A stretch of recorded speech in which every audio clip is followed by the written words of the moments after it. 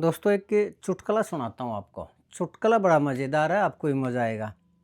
एक बार एक बनिया की और जाट की दोस्ती होगी। हालाँकि जो बनिया हैं वो जाटों से कम ही दोस्ती करते हैं, लेकिन ख़ैर चलिए कोई बात नहीं, दोस्ती हो गई उनकी तो अच्छी बात है। तो वो दोस्ती होने के बावजूद वो जो बनिया था ना, वो ये सोचा था ये जाट होते हैं ना, ये 16 दूनी 8 होते हैं। और इनको किसी भी तरह मूर्ख बनाया जा सकता है और वास्तव में पहले बनाए भी करते। 4 आने का नून और 4 आने नून के कह के ना डबल पैसे ले लिया करते जब ज़्यादा पढ़े लिखे जाट नहीं हुआ करते। 50-100 साल पहले की ये सच्ची घटना है। खैर चलिए कोई बात नहीं। तो उस बढ़िया ने उस जाट को कहा, अगर जाट है, भाई मैं ये चाह रहा हूँ कि तुम मेरे को हलवा खिला यार एक दिन। बोला खिला देंगे, कोई बात नहीं, ये तो सेठ जी आ जाओ, ये तो हलवा खिलाना कौन सा बड़ी बात है। तो ठीक है, उन्होंने दिन फिक्स कर लिया, भाई इस दिन मैं आऊँगा और उसने कह दिया भाई ठीक है, मैं उस दिन जितना खाया जाए उतना देसी घी का हलवा खिलाऊँगा तुम्हें। ठीक है, वो उस तय दिन था जो उस दिन वो बढ़िया आ गया। तो उसने जाट ने क्या किया कि हलवा बनाया, लेकिन वो हलवा एक ऐसे बर्तन में डाल दिया जिसमें सिर्फ़ हाथ जा तो सकता था, लेकिन उसमें से वो हलवा पकड़ कर वापस मुट्ठी बंद करके या उँगलियों से नहीं आ सकता था, यानी बहुत टेढ़ा बर्तन था। अब बढ़िया करे तो क्या करे? हलवा भी खाना चाह रहा और चम्मच का भी ये था कि चम्मच उसमें चला तो जाएगा, लेकिन उसमें चम्मच इस तरह करके ना नहीं आ सकता उसमें हलवा। तो जाट बड़ा परेशान हुआ और न वो बढ़िया बड़ा परेशान हुआ, तो जाट ने कहा सेठ जी खाओ ना हलवा। तो जब उससे नहीं खाया गया तो उसने कह दिया कि नहीं चौधरी साहब, बात ऐसी है कि आज मैं भूल गया था, आज मेरा फास्ट था और आज मैं नहीं खा सकता, फिर किसी दिन आऊँगा। तो जाट ने कह दिया कोई बात नहीं सेठ जी, आपका घर है, कभी आना जब भी हलवा खाने का मूड हो। तो वो बगैर खाए हुए वो बढ़िया चला गया। तो उस बढ़िया ने सोची कि बदला उतार इसका। तो उसने भी उस जाट को कह दिया कि चौधरी साहब, आज मैं आपको हलवा खिलाऊँगा। बोला ठीक है, अच्छी बात है, आप हलवा खिलाओगे तो मित्र हलवा नहीं खिलाएगा तो और कौन-सा दुश्मन खिलाएगा, ठीक है। एक दिन फिक्स कर लिया, उस दिन वो जाट बढ़िया के घर पहुँच गया और उसने भी बिल्कुल वैसा ही बर्तन वो उसको हलवा डालकर उसके सामने रख दिया कि ले चौधरी साहब हलवा खाओ। अब जाट समझ गया कि तेरे वाली का वो करने लग रहा है जैसे तूने किया था। तो जाट ने कहा आगे, सेठ जी हलवा तो बहुत बढ़िया है, खुशबू आ रही है, लेकिन मुझे इसमें लग रहा है घी कम है। तो उसने लोटिया भर कर ना घी उसमें दे दिया उसको जाट को, ले कोई बात नहीं चोई साहब, क्योंकि उसको पता था खा तो सकता नहीं, घी भी तेरे घर रहेगा, हलवा भी तेरे घर रहेगा। तो उसने वो लोटिया भर कर उसमें डाल दिया और एक चम्मच लेकर ना जो वहाँ तक पहुँच जाए और उसको ऐसे घोल दिया, मतलब एक तरह से उसकी रबड़ी ही बना दी और उसको उठा के बोतल में रबड़ी की तरह पी गया उसको वो जाट का। बढ़िया देखता रहा। उसने सोचा यार ये तेरे को क्यों नहीं समझ में आई ये बात, और ये तो बड़ा तेज़ निकला, मैं तो इसको 16 दूनी 8 सोचता था।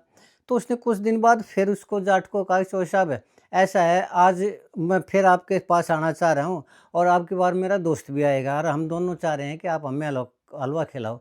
बोला कोई बात नहीं, खिला देंगे, इसमें कौन-सी बड़ी बात है। लेकिन फिर बढ़िया बोला चौधरी साहब ऐसे नहीं जैसे आपने पिछली बार कहा था, देखो अब की बार आपने थाली में या प्लेट में वो रखना पड़ेगा और चम्मच देना पड़ेगा ताकि हम खा सकें। बोला ठीक है, कोई दिक्कत नहीं है। तो वो शाम को उसके घर आ गया बढ़िया अपने दोस्त को लेके न, और जाट ने बढ़िया हलवा बना दिया और प्लेट में डालकर चम्मच रख दी साथ में, लो सेठ जी खाओ। लेकिन वो खाने लग गया तो जाट बोला सेठ जी रुको एक बार। बोला क्या हुआ? बढ़िया ने कहा कि हमारी एक परंपरा है, थोड़ा अगर आप कहो तो मैं अपनी इस परंपरा को पूरा कर लूँ। बोला हाँ हाँ कोई बात नहीं, कोई दिक्कत नहीं है। तो उसने क्या किया कि वो डंडा लेकर न, उसने 4 डंडे पहले रख लिए थे और उस बढ़िया का जो हाथ था ना, यहाँ से लेकर न कंधे तक बांध दिया रस्सी से। दोनों हाथ बांध दिए और वो जो उसका दोस्त था उसके भी बांध दिए। अब डंडा बांध दिया तो हाथ मुड़े क्यों कर, और जब मुड़ेगा नहीं तो वो खाएगा क्यों कर। अब उसने कोशिश की लेकिन उसका हाथ मुँह तक नहीं जा रहा, क्यों? क्योंकि हाथ पर डंडा बंधा हुआ। वो बड़ा परेशान हुआ, उसने पूरा प्रयास कर लिया, वो उससे नहीं खाया गया। तो उसने कहा चलो सेठ जी ना चौधरी साहब चलो आज नहीं, फिर कभी देखते हैं। कोई बात नहीं, उस जाट ने कहा कोई बात नहीं सेठ जी, आपका घर है, कभी आके खा लेना, मैं तो कभी मना कर ही नहीं सकता हलवे को तो। तो वो बढ़िया चला गया घर। तो उसने अगले दिन फ़ोन किया, आगे चौधरी साहब एक एक काम करो, मैं आपको खिलाना चाह रहा हूँ अब की बार हलवा और प्लेट में रखूँगा और कोई दिक्कत वाली बात नहीं, इस तरह कोई बर्तन जैसे आपने कहा था मैं भी ऐसे वो रखूँगा और आप आ जाओ अपने किसी दोस्त को लेकर। बोला ठीक है आ जाता हूँ। वो अपने रामफल नाम के दोस्त को ले गए ना, वो जाटर बढ़िया ये घर पहुँच गया तो उसने देखा प्लेट में हलवा रखा और चम्मच रखी, तो और बड़ा अच्छा हलवा बना रखा है। तो वो खाने लगा तो बढ़िया बोला चोई साहब रुको, एक परंपरा आपकी थी तो मेरी भी एक परंपरा। बोले हाँ हाँ अपनाओ, कोई दिक्कत नहीं है, उसने जाट ने कहा। तो उसने भी इसी तरह डंडा लेकर ना उन दोनों के हाथ बांध दिए, 2 डंडे उसके हाथ में, 2 डंडे उसके हाथ में, तो वो भी ना मुड़े। अब बढ़िया बड़ा खुश हो रहा है, अब देखता हूँ कैसे खाएगा, तेरा ईंट का जवाब पत्थर से मैं भी देना जानता हूँ। तो उसने क्या किया, जाट ने फट खट देखने जो उसका दोस्त था ना रामफल, उसके सामने हो गया और ये कहा, ले रे रामफल, तू मन्ने खिला रहा, मैं तन्ने खिलाऊंगा, हाथ मुड़ते कौन है ना, तेरे मुंह तक जाएंगे, तेरा हाथ मेरे मुंह तक जाएगा। और उस जो जाट का था ना, उसने अपने हाथ से पकड़े उसको रामफल को खिला दिया, रामफल ने वो इसी तरह खिला दिया उसको। बढ़िया देखता रहा और वो सारे खा के हलवे और अपने चले गए। तो उसने बढ़िया ने सोचा, यार मैं तो जाटों को 16 दूनी 8 मानता था, ये तो 16 दूनी 64 निकले, और ये तो इनको तो मूर्ख समझना बहुत घातक है, और ये तो कुछ भी कर सकते हैं। तो दोस्तों उस टाइम तो मैंने ये चुटकुला ही समझा था कि भाई चलो चुटकुला मनोरंजन के लिए बना दिया होगा। लेकिन अब आजकल ये धर्मेंद्र का और रामपाल का जो चल रहा है ना मामला, तो उसमें हालाँकि मैं किसी के इस तरह के फट्टे में टाँग नहीं अड़ाता, न मैं इस चक्कर में पड़ता कि रामपाल पाखंडी है या भगवान है, या ये अपनी-अपनी सोच विचार किया उनकी, कोई उनको भगवान माने तो मानो, क्या दिक्कत है? और कोई पाखंडी माने तो पाखंडी मानो भाई, मुझे इसमें क्या लेना-देना, तो मैं इस तरह के चक्करों में नहीं पड़ा। लेकिन ये इस तरह जब ये ज़्यादा कंट्रोवर्सी बढ़ी तो मुझे भी थोड़ा हाँ रुचि सी हुई, भाई ऐसा रामपाल में क्या है कि लोग उसको पाखंडी कह रहे हैं और जो उसके भगत हैं वो भगवान कह रहे हैं। तो मैंने थोड़ा-सा उसकी कुछ वीडियो देखने की कोशिश की। तो मैंने एक वीडियो देखी तो मैं तो दोस्तों वास्तव में ही हैरान रह गया, कि अरे रामपाल तो वास्तव में 16 दूनी 64 है, 16 दूनी 8 है। हालाँकि वो जाट कम्युनिटी से है। क्योंकि 16 दूनी 8 में बेधड़क इसलिए बोल देता हूँ कि मैं खुद भी जाट कम्युनिटी से हूँ, 16 दूनी 8 अपने आप को मानता हूँ। लेकिन उस जाट की तरह वो जो चुटकुला था उसमें भी ये वीडियो देखी तो मुझे लगा वो ये तो रामपाल तो वास्तव में 16 दूनी 64 आदमी है। और इस तरह के वो दे के न बता के न तथ्य रख के भी हज़ारों लोग उसको मानने लग रहे हैं, स्वीकार करने लग रहे हैं। तो भाई ऐसा सिंपल आदमी तो कर नहीं सकता, वो तो वास्तव में भगवान ही ऐसा कर सकता है, आदमी ऐसा नहीं कर सकता। तो दोस्तों उसने उस वीडियो में मैंने ऐसा क्या देखा और क्या मुझे लगा कि ये तो सिर्फ़ भगवान कह सकता है, कि हज़ारों आदमी एक सफ़ेद झूठ एक आदमी बोल रहा है और सफ़ेद वो गलत तथ्य पेश कर रहा है, और फिर भी हज़ारों सामने बैठे हुए आदमी उसको सच मान रहे हो और सिर झुका रहे हो और जय-जयकार कर रहे हो। ये सिंपल आदमी की बात तो है नहीं दोस्तों। तो मैं ऐसा क्या मैंने देखा ये मैं आपको ज़रूर बताऊँगा। बस अभी गया और अभी आया, तब तक आपसे निवेदन है कि आप मेरे इस चैनल को सब्सक्राइब ज़रूर करें दोस्तों। बस मैं अभी आया 5 सेकंड के अंदर।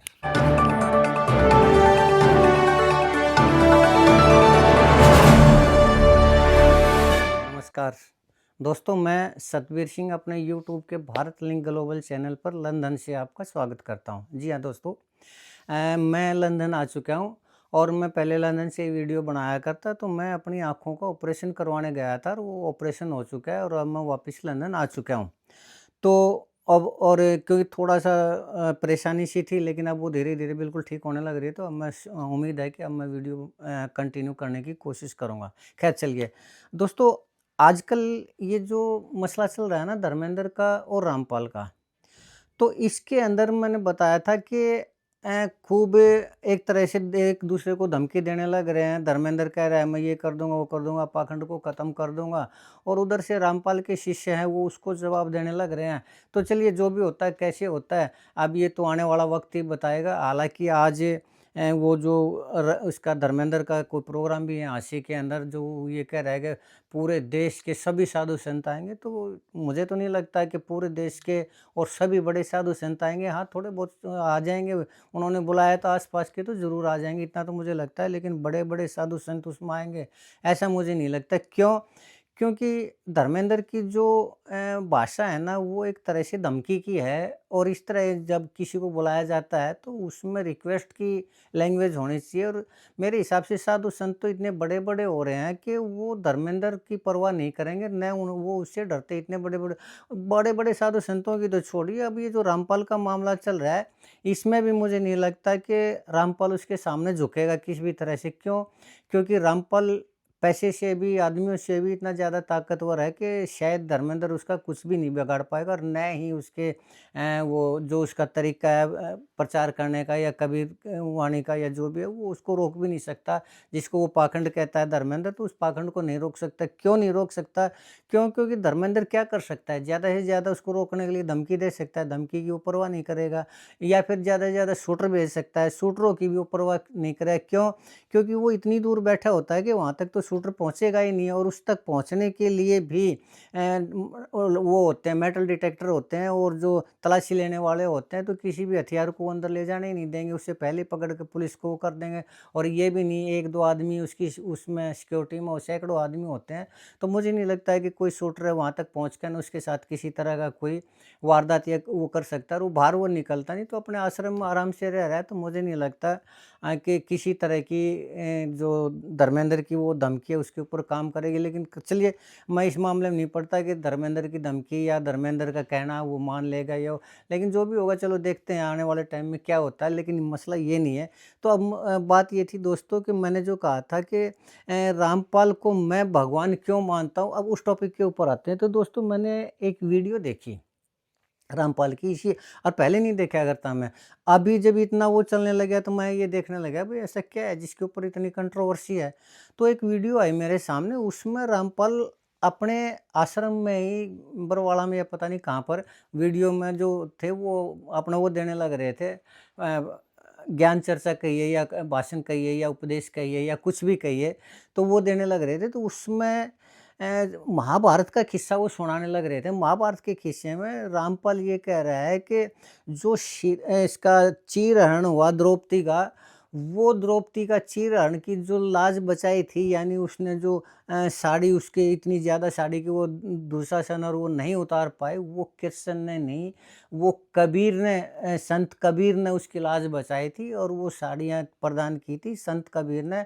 और कृष्ण तो उस टाइम अपनी पत्नी के साथ वो शतरंज खेलने लग रहा था। तो देखो जो आदमी शतरंज खेल रहा है वो तो एक ऐसा आदमी होता है, वो काहे का भगवान होगा, कैसा वो होगा, तो उसको तो पता भी नहीं था कृष्ण को। ये रामपाल कहने लग रहा है और ये कहने लग रहा है कि द्रौपदी की जो लाज बचाई थी वो बचाई थी कबीर ने, संत कबीर ने। तो इस बात पे दोस्तों मुझे बड़ी हंसी आई। हँसी क्यों आई? लेकिन उससे पहले ये मैं बताऊँ कि वहाँ पर वो मैंने भीड़ देखी, तो भीड़ भी हज़ारों की संख्या में थी, लाखों की संख्या में भीड़ ना, सैकड़ों की संख्या में नहीं थी या फिर कोई 10-5 आदमी बैठे ऐसा भी नहीं, हज़ारों आदमी और औरतें बैठी हुई थी और हर एक उस पे उसकी जय-जयकार करने लग रही थी। तो अब मैं इसको भगवान क्यों मानता हूँ कि देखिए जो कबीर था, संत कबीर, उसका जन्म हुआ था 1398 में। और हालाँकि जो कबीरपंथ है वो ये मानते हैं कि कबीर का कभी जन्म नहीं हुआ और वो कमल के पेड़ के ऊपर अवतरित हुए थे, जबकि विज्ञान के नज़रिए से ऐसा संभव ही नहीं है। और अगर कमल का भी देखा जाए तो कमल का जो पौधा होता है उसकी पंखुड़ियों में या उसके डंठल में इतनी ताकत नहीं होती कि एक बच्चे का वेट सहन कर ले। लेकिन चलिए उस चीज़ को भी छोड़िए, मान लो हो सकता है कोई बड़ा कमल का वो, लेकिन विज्ञान स्पष्ट रूप से ये कहता है कि जब तक पुरुष का और स्त्री का मिलन नहीं होगा तब तक संतान उत्पत्ति नहीं हो सकती। और वैसे भी किसी भी धर्म में चाहे वो कितने ही महापुरुष हुए हों, उन्होंने जन्म लिया है, किसी न किसी माँ बाप से जन्म लिया है। और कबीर के बारे में ये है जो कह रहे हैं कि कमल के उस पर होता, तो ये तो संभव नहीं है, लेकिन ये है कि वो गंगा के पहाड़ उस पर मिले थे, पैड़ियों के ऊपर, ये संभव हो सकता है। क्यों? क्योंकि अब जैसे कर्ण का जन्म था वो कुंती का पुत्र हुआ था, जो कि बाद में बताया गया, और भगवान उसका सूर्य देव का पुत्र था। लेकिन वो भी कुंती भी तो एक नारी थी ना, और वो सूर्य लगा लीजिए या कोई भी लगा लीजिए, वो भी पुरुष था, उनका जब मिलन हुआ तभी तो कर्ण का जन्म हुआ था ना। इसी तरह कबीर का भी जन्म किसी न किसी पुरुष और नारी के संबंध से ही हुआ था। हाँ, ये ज़रूर हो सकता है कि लोक लाज के भय से या किसी उससे जिस औरत को जन्म दिया हो उसने शायद वो अविवाहित माँ हो या गरीब हो या कोई भी हो, वो पालन पोषण ना कर सकती हो, ऐसी माँ हो, तो वो वहाँ पर गंगा के किनारे पर उसको छोड़ गई और वो उसको मिल गया, लोगों को मिल गया। और वो नीरू और नीमा नाम के जो लाए थे उन्होंने उसका पालन पोषण किया था, तो उनको वो मिल गया था। खैर चलिए, लेकिन ये कहना आके वो उनका जन्म नहीं सीधे अवतरित हुए थे, तो ये तो अनुचित है। विज्ञान के नज़रिए से बिल्कुल झूठ बोल रहे हैं रामपाल या कबीरपंथी जो भी हैं, उनके अनुयायी जो भी, बिल्कुल सरासर ये मतलब पाखंड ही कहूँगा मैं, लोगों को गुमराह करने वाली बात ही कहूँगा। लेकिन खैर मेन बात ये नहीं है, तो मेन बात ये है कि कबीर का जो जन्म हुआ था वो हुआ था 1398 में, और जो महाभारत हुई थी वो 4000 साल पहले हुई थी, जबकि 1398 या 1518 में उनकी मृत्यु हुई थी। तो 1200 साल पहले तो उसका जन्म हुआ था, और महाभारत वाली 4000 साल पहले। तो 4000 साल पहले जब कबीर का कोई अस्तित्व ही नहीं था, उसका कोई जन्म ही नहीं हुआ था, कुछ भी नहीं हुआ था, तो वहाँ कबीर कैसे पहुँच गया? और इसके अलावा और भी वो कहा गया उसमें, खुद गीता का उपदेश देते हुए कृष्ण ने ये कहा है कि तुम्हें किसी और गुरु की शरण में जाना पड़ेगा, और वो कबीर हैं। ये दोस्तों ऐसी बात है जो 4000 साल पहले के बारे में कह रहे हैं, ये विश्वास करने लायक बात ही नहीं है। और मेरे हिसाब से तो कोई मूर्ख आदमी ही ऐसा कह सकता है, पढ़ा लिखा आदमी तो कह नहीं सकता। लेकिन रामपाल है दिल ठोक के कह रहे हैं। सबसे बड़ी बात ये है कि हज़ारों आदमी मैंने वो देखा, उसी बात के ऊपर जय जयकार करने लग रहे। कोई भी ये नहीं सोच रहा कि जो आदमी पैदा ही 1400 में हुआ है, उसका जीवन ही मतलब सन 1400 में हुआ, और वो 4000 साल पहले महाभारत हो चुकी है, तो 4000 साल पहले कैसे अस्तित्व में आ सकता है जिसका जन्म ही नहीं हुआ हो। लेकिन फिर भी लोग उसको मानने लग रहे हैं, सत्य मानने लग रहे हैं, और वो जो रामपाल है वो बिल्कुल मतलब बेखौफिया उस अंदाज से कहने लग रहा है। तो मेरे हिसाब से तो दोस्तों, एक आदमी जब लोगों को गुमराह कर रहा है, सरेआम गुमराह कर रहा है, और लोग मान रहे हैं, तो वो सिंपल आदमी तो है नहीं। वो वास्तव में 16 दूनी 64 आदमी है, और वो ऐसा सिंपल आदमी नहीं कर सकता, वो तो भगवान ही कर सकता है। तो इसलिए मैं मानता हूँ कि जो रामपाल है वो वास्तव में भगवान है, कि हज़ारों आदमी एक झूठ को ऐसे सहन करने लग रहे हैं, जय जयकार करने लग रहे हैं। ये सिंपल आदमी के बस की तो बात है नहीं दोस्तों। खैर चलिए, अब मैं तो इसको मार्केटिंग की वो कहूँगा, या फिर ये स्पष्ट रूप से पाखंड ही कहूँगा कि जो आदमी पैदा ही नहीं हुआ हो, पैदा ही वो 2600 साल के बाद हुआ हो, तो उस आदमी के बारे में ये कहना कि उस टाइम कृष्ण को तो पता ही नहीं था, कृष्ण भगवान को तो पता ही नहीं था, और कबीर ने वो साड़ी से उसकी द्रौपदी की लाज बचाई, ये सरासर मूर्खता और अनुचित बात के सिवा और कुछ नहीं कह सकता। न तो हमारा इतिहास इस चीज़ को मानेगा, और न ही महाभारत का ये जो है उस चीज़ की को झुठलाया जा सकता है, और न ही इस चीज़ पे विश्वास हो सकता है कि जो आदमी जन्म ही जिसने सन 1400 में लिया हो, और वो आदमी 4000 साल पहले कैसे अस्तित्व में आ सकता है, कैसे वो किसी की लाज बचा सकता है। तो ये गुमराह करने के सिवा और कुछ भी नहीं है। और इस तरह की बातें कहना, तो इसको तो मैं वास्तव में पाखंड मानूंगा, फ़रेब मानूंगा, लोगों को गुमराह करना मानूंगा। तो ये तो सिंपल आदमी तो कोई कर ही नहीं सकता। तो इसलिए मैं मानता हूँ कि जो आदमी इतने शान से लोगों को गुमराह करना है, वो तो भगवान ही हो सकता है। सिंपल आदमी के बस का तो ये है नहीं दोस्तों। खैर चलिए, अब फिर वही बात आती है कि ये जो मामला चल रहा है धर्मेंद्र हुड्डा का, इसका क्या होता है, कैसे होता है, देखते हैं। हाँ, इस मामले में, रामपाल के मामले में एक जो चीज़ ज़रूर कहूँगा कि ये जो मदद कर रहा है रामपाल, कभी किसी गौशाला में वो दे रहा है, कभी किसी गरीब आदमी की मदद कर रहा है, मरीज़ की मदद कर रहा है, कभी ट्यूबवेल लगवाने लग रहा है, इसके ऊपर उँगली नहीं उठाई जा सकती। अब भले ये कम मात्रा में कर रहा हो या ज़्यादा मात्रा में कर रहा है, लेकिन लोगों की मदद तो कर रहा है ना। इसके लिए तो मैं रामपाल का साधुवाद ही देना चाहूँगा, रामपाल की सराहना ही करूँगा कि चाहे भले ही थोड़ी मात्रा में कर रहा हो या कितनी ही मात्रा में कर रहा हो, कर रहा है तो समाज के लिए कर रहा है, लोगों के लिए कर रहा है, इसके ऊपर उँगली नहीं उठाई जा सकती। ये वास्तव में रामपाल सही कर रहा है। और अब आप सोचते होंगे कि अभी तो रामपाल की बुराई करने लग रहे हैं, और अभी रामपाल की आप सराहना करें। तो दोस्तों, जो बात सच है वो सच है, जो झूठ है वो झूठ है, और जो बात अच्छी है, सराहनीय है, तो उसकी सराहना करनी चाहिए, और जो बात गलत है उसकी आलोचना करनी चाहिए। बस यही मेरा मकसद है। और वैसे भी मैं न किसी के पक्ष में हूँ और न किसी के विपक्ष में। मैंने बार बार कहा, वैसे भी मेरे जीवन में एक जो कबीर का दोहा है, उसी को मैंने अपने जीवन में उतार रखा है। कबीरा खड़ा बाजार में सबकी मांगे खैर, न काहू से दोस्ती न काहू से बैर। तो दोस्तों, न तो मैं किसी का दोस्त हूँ, न किसी का दुश्मन हूँ, न किसी के पक्ष में हूँ, न किसी के विपक्ष में हूँ। जो चीज़ ठीक लगती है उसको ठीक कह देता हूँ, जो गलत लगती है उसको गलत कह देता हूँ। तो रामपाल का ये कहना है कि द्रौपदी की लाज कबीर ने बचाई थी, संत कबीर ने बचाई थी, सिवाय मूर्खता के और कुछ भी नहीं है, सिवाय पाखंड के कुछ भी नहीं है। क्योंकि वो तो 1398 में पैदावार, वो उससे 2600 साल पहले महाभारत हो चुकी है, तो उसके ऊपर कैसे भरोसा किया जा सकता है। खैर चलिए दोस्तों, जो भी है अब आने वाले टाइम में देखते हैं। मुझे उम्मीद है कि आपको मेरी ये वीडियो पसंद आई होगी। अगर आपको लगता है कि मैं सही कह रहा हूँ, तो आपसे गुजारिश है कि आप मेरे वीडियो को लाइक करें, शेयर करें, कमेंट करें दोस्तों, और मेरे चैनल को सब्सक्राइब ज़रूर करें, ताकि इसी तरह की मैं आपके सामने वीडियो लाता रहूँ। हाँ, जो मैंने रामपाल की देखी है, वीडियो देखी, उसमें काफ़ी कुछ ऐसा है जो इंटरेस्टिंग है और उसमें वीडियो बनाई जा सकती है। तो मैं प्रयास करूँगा कि आगे उसके ऊपर भी जो सत्यार्थ प्रकाश के बारे में बोल रहे हैं या और कुछ बोल रहे हैं, उसके बारे में ज़रूर मैं तथ्य आपके सामने रखने का प्रयास करूँगा। आज के लिए इतना ही दोस्तों। आपने मेरा वीडियो देखे इसके लिए आपका बहुत बहुत धन्यवाद। नमस्कार, जय हिंद, जय भारत।